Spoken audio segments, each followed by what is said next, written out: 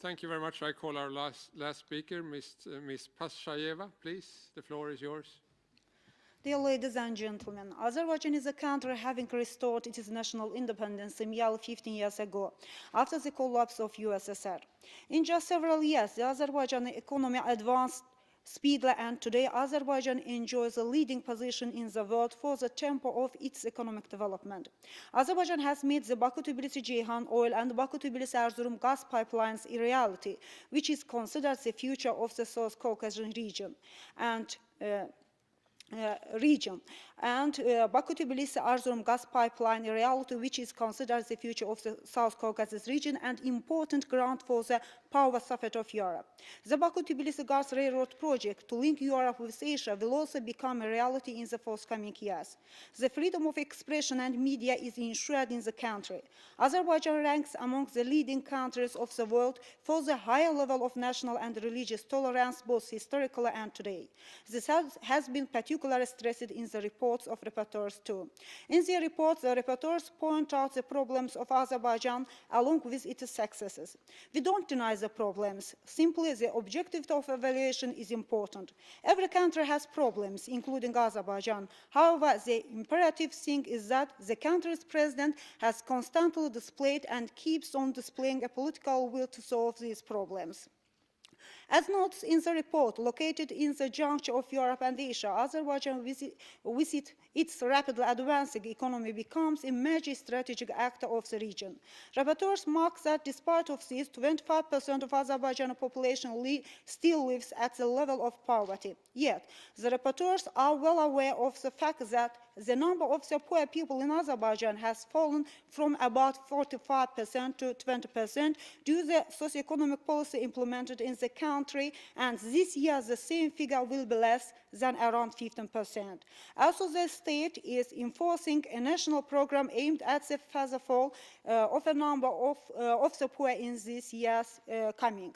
However, the report does not provide inclusive information regarding the factors affecting the rise of the poverty headcount in Azerbaijan. 1 million out of the 8 million Azerbaijani population has been living a life of refugees and internally displaced persons for over 15 years. 20% of the country's territory is under the Armenian occupation. Ignoring the resolution number 1416 of Parliamentary Assembly of Council of Europe, Armenia does not retreat from the occupied Azerbaijani lands. As noted by the rapporteurs, the problem of over 4,000 missing Azerbaijanis and about 1 million Azerbaijani refugees and internal displaced persons is still pending. The Azerbaijani government was bound to improve the living of hundreds of thousands of internal displaced persons having lost their houses and jobs, and has achieved important accomplishment in this field. There will remain no single tent camp in Azerbaijan already this year. Houses are being built for the people living in the refugee camps, and their living conditions are also being improved. Today, a serious work is ongoing in Azerbaijan to ensure the presidential election to be held in 2008 fully meet the international standards. Discussions are conducted between the Azerbaijani government and the Venice Commission regarding the elective code and organization of election commission. At the same time, the discussion with the Venice Commission concerning the law on freedom of gathering are keeping on. As was marked in the report, sufficient positive steps have been made for the development of municipal institutions. Serious measures are being taken in the fight against corruption. The court reforms in the country are rapidly advancing. The exams for employment of new judges have been arranged on the basis of fair and transparent selection in cooperation with the Council of Europe. This has also been underlined in the rapporteur's report.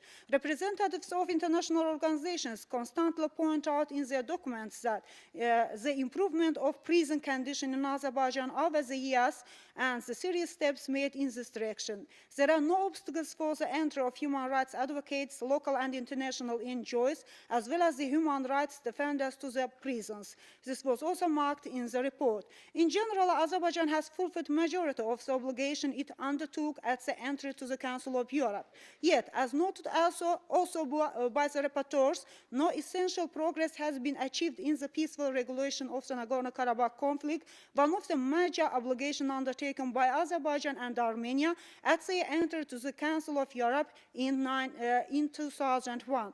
Unfortunately, the rapporteurs mentioned quite slightly the reason why this conflict, which is a source of danger for the South Caucasus region, has not been solved yet.